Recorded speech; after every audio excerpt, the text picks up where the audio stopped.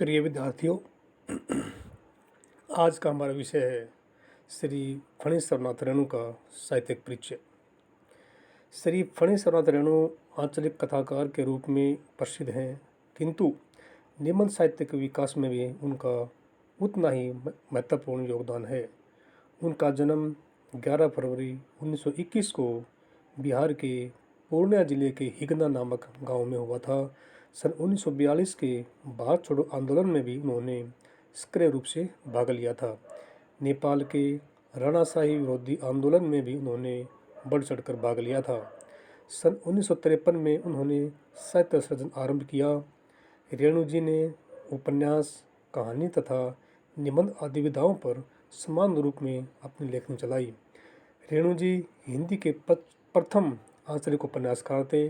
सन 1977 में रेणु जी इस संसार से चल बसे।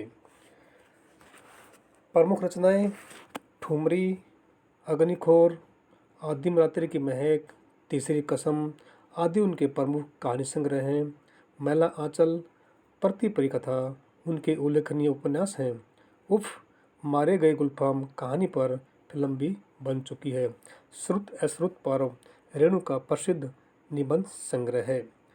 कहानीगत विशेषताएं: रेणु मूलतः कहानीकार एवं उपन्यासकार हैं, लेकिन उन्होंने मर्मस्पर्शी निबंध भी लिखे हैं।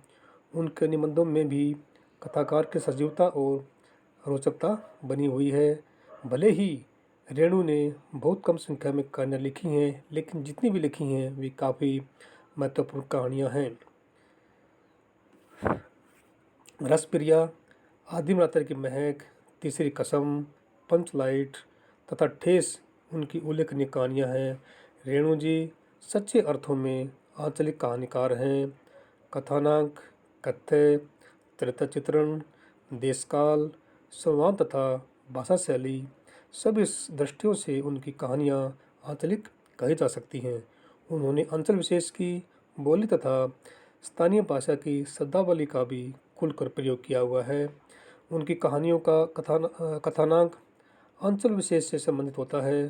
प्रस्तुत कहानी ठेस में कहानीकार ने ग्रामीण अंचल की कथा को लेकर वहाँ के रहन सहन, खान पान, रीति रिवाज आदि पर प्रकाश डाला है।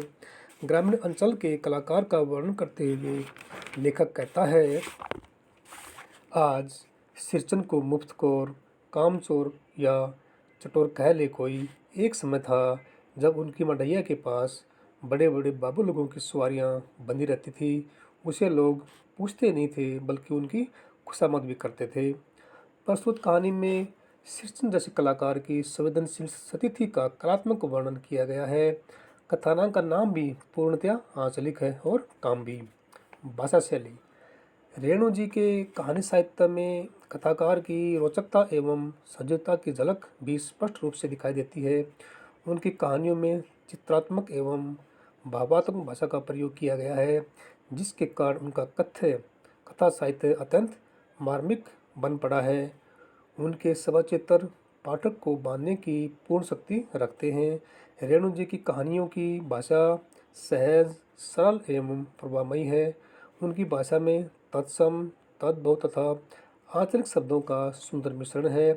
रेणु जी ने अपने अक्षत्र में प्रचलित मुहावरों, लोकोक्तियों और सूक्तियों का भी सफल प्रयोग किया है। जहाँ तक ठेस कहानी की भाषा का प्रश्न है, हमें इस तथ्य को नहीं भूलना चाहिए कि यह एक आंचलिक कहानी है।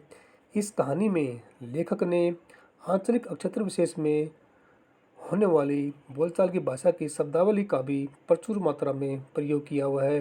कहीं कहीं इसमें सहज, सरल, स्वाभाविक भाषा का भी प्रयोग हुआ है और कहीं कहीं ग्रामीण अंचल की भाषा का प्रयोग हुआ है। धन्यवाद।